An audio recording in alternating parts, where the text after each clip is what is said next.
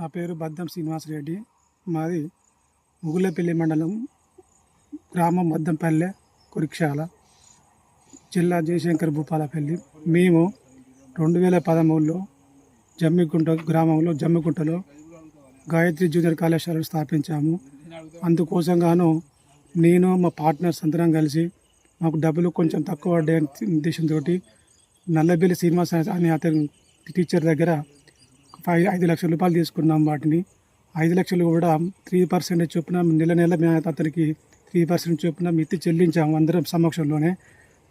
మా దగ్గర బుక్స్ కూడా మా కాలేజీలో బుక్స్ అతని పేరు బుక్స్ ఉన్నాయి. కాకపోతే కాలేజీ ఏంటంటే మాకు కొంతకాలం పిల్లలు రాకపోవడం వల్ల దానివల్ల మాకు కొంచెం డబ్బు ఇబ్బంది అయిన సమక్షంలో 3% ఇంట్రెస్ట్ కట్టలేని పక్షం వచ్చినప్పుడు వాటికి 3% చొప్పున మాకు డబ్బులు మళ్ళీ ఒక పేపర్ తీసుకోవడం, పేపరు చెక్కు ఇంట్రెస్ట్కి బదులుగానే ఇంట్రెస్ట్ కింద మళ్ళీ ఒక 3-4 మంత్స్ ఇంట్రెస్ట్ ఉందనుకోండి, దానికి 3% లెక్కేసి మళ్ళీ ఒక కాగితం ఒక చెక్కు. అట్లా 2019 వరకు మా పరిస్థితి అదే. అప్పుడు కరోనా సందర్భం లోపల 2019 తర్వాత కరోనా వచ్చింది. ఇప్పుడు కాలేజ్ లాస్ అయింది, మొత్తం కొలాప్స్ అయిపోయింది. కానీ అతను మాత్రం 3% చొప్పున ఎప్పుడు పడితే ఎవ్రీ మంత్ కట్టాము.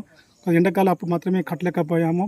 కట్టినప్పుడల్లా వాటికి ఆ డబ్బులకు గాను పేపరు చెక్కు తీసుకోవడం జరిగింది.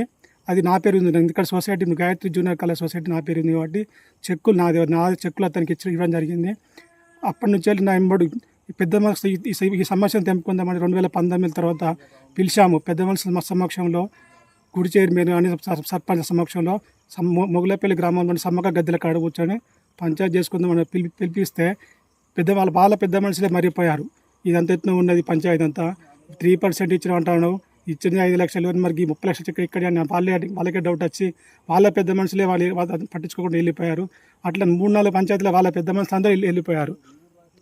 ఏ ఒక్కరోజు తెంపుకుందామన్న రావట్లేదు. మొన్న ఒకరోజు వాళ్ళ ఇంటికే రమ్మంటే మేము మొన్న రీసెంట్గా వెళ్ళాము. 10 రోజుల కింద వాళ్ళ ఇంటికి వెళ్తే మా మేడం దూషించింది. లంజముండాను కింద మీద కూర్చుంటామని, కింద కూర్చోమని, పక్క కూర్చుంటే వాళ్ళ ఇంటికి రమ్మని కూడా అట్లా కూడా అవమానించారు. ఇప్పటికైనా తెంపుకుందామని మేము ప్రయత్నం చేసిన కొద్దీ రావట్లేదు, లేకుంటే మీరు చంపుతానని బెదిరిస్తాడు. ఇక నాకు అతని వల్ల గత 3 సంవత్సరాల క్రితం చిట్యాల స్టేషన్ పిలిపించాడు. సిఎస్ఆర్ అంటే నేను పొద్దున మార్నింగ్ వెళ్ళిపోతూ పిల్లంగా ఆ చిట్యాల ఎంట్రింగ్ స్టార్టింగ్ లోపల గోదాం కాడ అడ్డం పడితే పొద్దున మార్నింగ్ వర్షం వస్తుంది. గోదాం కాడ అడ్డం పడితే మార్నింగ్ కాలు ఇరిగింది. 1 సంవత్సరం రోజులు ఇంట్లో పడుకున్నాను. లలిత హాస్పిటల్ పర్కాలకు అంబులెన్స్లు తీసుకుపోయారు. నన్ను అక్కడ నాకు చికిత్స చేశారు. సంవత్సరం రోజు ఇంట్లో ఉన్నాను. నా దగ్గర సర్టిఫికేట్స్ కూడా ఉన్నాయి. లలిత హాస్పిటల్ అన్ని ఎవ్రీథింగ్ కాలిన కాంచెలు అవన్నీ సర్టిఫికేట్స్ నా దగ్గర ఉన్నాయి. నా పరిస్థితి ఇప్పటికి కూడా కూర్చొని బాత్రూమ్ నాకు కూర్చోరాదు, నడదామంటే చక్కగా పొద్దులే నడవరాదు. ఒక పని చేసుకుందామంటే కూడా నాకు సాధన కావట్లేదు. నన్ను అట్లా కూడా హింసించిండు, చేస్తే తీసుకుపోయి ఆ సంవత్సరం మొత్తం నా జోలికి రాలేదు. ఎందుకంటే నా వల్ల వారి కాలు ఇరిగిందని నా జోలికి రాలేదు. ఇప్పుడు మళ్ళీ కూర్చొని మాట్లాడుకుందాం, తెంపుకుందాం అన్నా కూడా రావట్లేదు. ఎంత టార్చర్ అంటే మానసికంగా చంపుతానని బెరుతాను. ఒక్కొక్కసారి నేను ఎన్నిసార్లు ప్రయత్నం చేసినా కూడా మళ్ళీ పోతాను. పెద్ద మనుషులు ఇప్పటికి 5-6 పంచాయతీలు అయినా కానీ ఒక్కరోజు కూడా కొలిక్కి తెలియదు దాన్ని. నాకు పైసలు కావాలి, నాకు 20 లక్షలు ఇచ్చిన, 10 లక్షలు ఇచ్చిన అంటే నాకు ఇచ్చింది మాత్రం 5 లక్షలు. అది మా సార్లు అందరూ సమక్షంలో ఇచ్చిండు, తెచ్చినాం. కానీ 3% చొప్పున కట్టినాం. నాతో పార్ట్నర్స్ కూడా ఉన్నారు. కాకపోతే ఆ సంతకం మాత్రం నాది. ఎందుకంటే కాలేజ్ నా పేరు ఉంది కాబట్టి, చెక్కు నాది కాబట్టి నేను ఆ చెక్ కూడా జరిగింది. దీనికి మా పార్ట్నర్స్ కూడా కూర్చొని మాట్లాడుకుందాం వాడి వస్తే వాళ్ళని కూడా దూషించడం, మన రీసెంట్గా దూషించండి ఇంటికి పోతే. కాబట్టి నాకు ఎటు దోయని పరిస్థితి ఉన్నది. కాబట్టి నేను ఏదో చేసుకొని నాకు పరిస్థితి చెప్పుకోవడం. పెద్ద మనుషుల సమక్షంలో కూడా మా అమ్మ నాన్న కూడా వచ్చారు. ఎంతమంది వచ్చినా దాన్ని తెంపుకుంటా నన్ను గోస పెడతా ఉంటాను, పని చేసుకోకుండా. కనీసం చిన్నపిల్ల బడి పోతే నెలకు 4-5 వేలు దొరుకుతాయి అంటే అట్లా కూడా పోనీయకుండా స్టేషన్లో పోతే చిట్యాల స్టేషన్లో ఇప్పాడు. ముగులపల్లి, జమ్మికుంట, హుజురాబాద్ ఏసీపీ దగ్గర కూడా పిలిపించాడు ఒకసారి. ఏసీపీ కాంచెల్ గత 7 సంవత్సరాల క్రితమే హుజురాబాద్ ఏసీపీ కెనాల్ దగ్గర ఆ సార్ కూడా అద్దు బాబు ఈ పంచాయతీ ఉన్నది, ఈ 3% ఇంట్రెస్ట్ మా వాళ్ళ కానీ సార్ వద్దంటేనే అక్కడి నుంచి డ్రాప్ అయ్యి జమ్మికుంట ఎస్ఐ సార్ కూడా సృజనరెడ్డి సార్ వాళ్ళు కూడా బాబు మాకు ఇన్వాల్వ్ గారు బాబు అని అట్లా చెప్పినాక మళ్ళీ అక్కడ చిట్టాలకు వచ్చి ఇక్కడ వేసాడు. ఇక్కడ కూడా సార్ కూడా సిఎస్ఆర్ ఉండి మా వాళ్ళ గారు బాబు నువ్వు బయట చూసుకొని చెప్పాడు. మళ్ళీ ఇప్పుడు లాస్ట్కి వచ్చి మొగుల పెళ్ళి వేసాడు. ఇక్కడ కూడా కాస్త కూర్చొని తెంపుకుందామంటే కూడా కూలి కత్తలి అవ్వట్లేదు. ఏమంటే బెదిరిస్తాడు, నీకు నువ్వు ఎట్లా కట్టకపోరా నీ సంగతి తప్పు అంటాను సార్. దయచేసి మాకు న్యాయం చేయండి. మాకు 2 పిల్లలు. నిజం సార్, మా పరిస్థితి ఘోరం. అతను కట్టినాం సార్, అతను డబ్బులు కట్టినాం. అతనికి 3% చొప్పున ప్రతి మంత్ చెల్లించాము. నా దగ్గర ప్రూఫ్స్ కూడా ఉన్నాయి, పేపర్స్ ఉన్నాయి, బుక్స్ ఉన్నాయి, నా దగ్గర చెల్లినట్టుగా అన్నీ కూడా నా దగ్గర ఉన్నాయి. మీకు అవన్నీ చూపిస్తా. నాకు తగిన న్యాయం చేయగలరు అని మీడియా అని కోరుకుంటున్నాను సార్. ఓకే, ఇప్పుడు మీకు ఆ శ్రీనివాస్ సార్ అంటే ఆయన వివరాలు చెప్పండి. ఆయన ఎవరు, ఎన్ని సంవత్సరాల క్రితం మీకు డబ్బులు ఇచ్చిండు, ఎంత ఇచ్చిండు, అసలు ఆయన ఎవరు శ్రీనివాస్ అంటే ఆయన? శ్రీనివాస్ అంటే ఆయన సార్ మాకు కొంచెం రిలేటివ్, బంధువే. అతని సొంత గరిమిలపల్లి, ప్రస్తుతం అతను జమ్మికుంటలో నివాసం ఉంటున్నాడు. ప్రస్తుతం పిడిసిల్ల స్కూల్లో, హై స్కూల్లో హెచ్ఎంగా పనిచేస్తున్నాడు. ఓకే, హెచ్ఎం అంతకుముందు చిట్యాల పనిచేశాడు. చిట్యాల పనిచేసినప్పుడు చిట్యాల సీఏ దగ్గర కేసు పెట్టిండు. అక్కడ సార్ డ్రాప్ అయినాక మళ్ళీ ఇప్పుడు మూలపల్లి పిడిసిల్ల గ్రామంలో హెచ్ఎం చేస్తాడు. ఇప్పుడు ఇక్కడ మూలపల్లి స్టేషన్లో మళ్ళీ కేసు పెట్టి తిప్పిస్తాడు.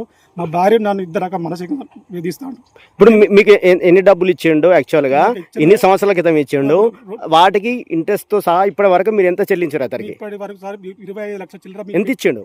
అమ్మకి ఇచ్చిన 5 లక్షలు సార్ 2013లో. ఓకే, 13లో 5 లక్షలు ఇచ్చిండు. మేము ఎవ్రీ మంత్ 3% మీకు అట్టుకొస్తున్నాం. మా దగ్గర ప్రూఫ్స్ కూడా ఉన్నాయి, బుక్లు కూడా మా దగ్గర ఉన్నాయి. 5 లక్షలకు ఎంత కట్టారు ఇప్పటి వరకు? 5 లక్షలకు 23 లక్షలు 20 లక్షలు చిల్లర కట్టాం సార్. 5 లక్షలకు 25 లక్షలు కట్టారా? నాకేం లేదు సార్, మాకు చెక్ పట్టుకుని మీ ఎప్పటికీ ఎంటీ చెక్ వేసేది. ఆ చెక్ మీద ఎంత పడితే అంతే అమౌంట్ వేసుకొని మాకు మానసికంగా ఘోరంగా వేధిస్తాడు. అతని వల్ల నేను జీవితంలో ఇప్పుడు 25 లక్షలు ఇయ్యంగా ఇంకెంత ఏమని వేధిస్తాడు మిమ్మల్ని? నాకు మొత్తం ఇస్తే అని నేను కేసు అయ్యా, లేకుంటే నేను మళ్ళీ అంటే ఎంత? నాకు 25 లక్షలు కావాలంటున్నాడు. ఇప్పుడు మళ్ళీ 25 లక్షలు ఇవ్వంగా ఇంక 25 లక్షలు అడుగుతాను. 25 లక్షలు ఇంక 25 లక్షలు ఇవ్వాలి, లేకుంటే నేను ఆల్రెడీ నేను హైదరాబాద్లో కేసు వేసిన. నువ్వు అదే ఆ కేసు కూడా ఓకే అవుతుంది. నువ్వు ఇంకా నా దగ్గర ఇంకా 2-3 చెక్కులు ఉన్నాయి, అవి కూడా ఎత్తా. నేను ఎక్కడొక్కడ కొంట ఎత్తా. నేను జీవితాంతం కోట్ల పండి తిప్పుతాను బేరిస్తుడు. ఇప్పుడు ఆ హైదరాబాద్ చెక్కు ఆల్రెడీ నాకు నోటీస్ వచ్చింది, కాకపోతే అది ఇంకా శాంక్షన్, అది ఓకే అయ్యలే, చేస్తాను బెరుస్తాడు. అందుకే మీడియా మిత్రులు వాళ్ళని సంప్రదించిన సార్. మాకు ఈడీఎస్ కొద్దిగా న్యాయం చేయండి.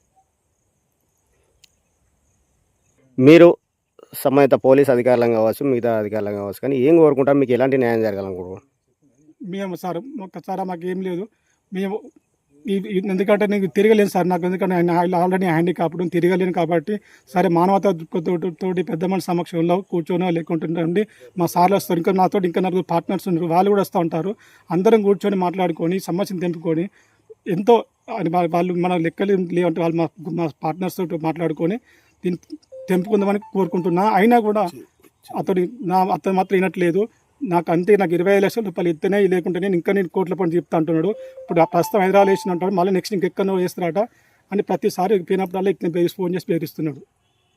కావున సంబంధిత అధికారులు అందరూ కూడా నా సమస్యను కొంచెం దృష్టిలో పెట్టుకొని అతనితో మాట్లాడి మాకు న్యాయం చేయండి.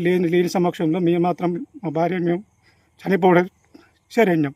ఖచ్చితంగా సరే, ఆల్రెడీ మిమ్మల్ని చనిపోయి సూసైడ్ చేసుకున్న ప్రయత్నం చేస్తే మా ఇంటి పక్క వాళ్ళు వచ్చి ఆపారు. మా అన్న బిడ్డ చాపింది. నేను ఎప్పుడో ఒక రోజు మళ్ళీ మా భార్య లేని సమయం కానీ మా భార్యతో కలిసి కానీ నేను మాత్రం ఈ సమస్యను కనుక తెంపకపోతే నేను అతని పేరు రాసి మాత్రం నేను కంపల్సరీ ఊరేసుకుంటే నాకు వేరే మార్గం లేదు సార్. ఎంతమంది పెద్ద మనుషులు చెప్పినా కూడా వినట్లేదు. కొలిక్కి పిలుస్తున్నాడు. మళ్ళీ కొలిక్కి ఏమనంటే నాకు 25 లక్షల రూపాయలు కావాలి, నాకు 30 లక్షలు కావాలి, నువ్వు లేకుండా నాకు 20 లక్షలు ఇన్ని లేకుండా నేను కేసులు ఎత్తా అనుకున్నా. నాకు ప్రతిసారి ఇదే, ఎన్ని పంచాయతీలు చెప్పుకున్నా కూడా దాన్ని తెంపుకోవట్లేడు. ఏనంటే ఇదే నాకు మానసికంగా ఘోరంగా వేధిస్తాను సార్.